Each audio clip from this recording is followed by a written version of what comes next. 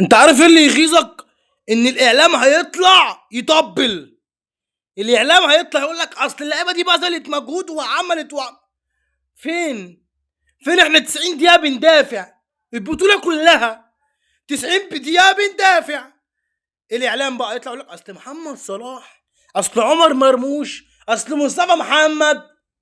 ما احنا طول ما عندنا لعيبه عمال تقلل من بعضيها وعمالين نمجد في لعيب واحد، محمد صلاح ما بيلعبش كوره، وبيجي المنتخب بيبقى خايف من الالتحامات وخايف يجري وخايف يصنع وخايف يباصي وخايف يمرقص وخايف يعدي وخايف يجي المنتخب وتقعد معاه عينيه مرغرغه يقول لك انا عايز اخد البطوله دي، لازم لكن هو مش فارق معاه البطوله. ما نروح نشوف اللعيبه اللي عندها فوق ال 30 سنه مع منتخباتها عامله ازاي. ساديو ماني ده ما هو لعيب زيه.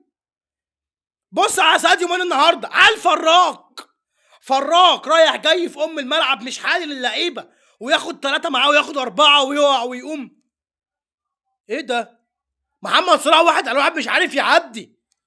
هو الاعلام بقى مش هيوصل لك الصوره دي، هيطلع يقول لك اصل المنتخب تعب، اصل المنتخب ما اعرفش إيه. ما طول ما الاعلاميين عاملين يقبضوا بالملايين واحنا الشعب عمال يتحرق في دمنا، هو مش فارق معاهم، هو مش فارق.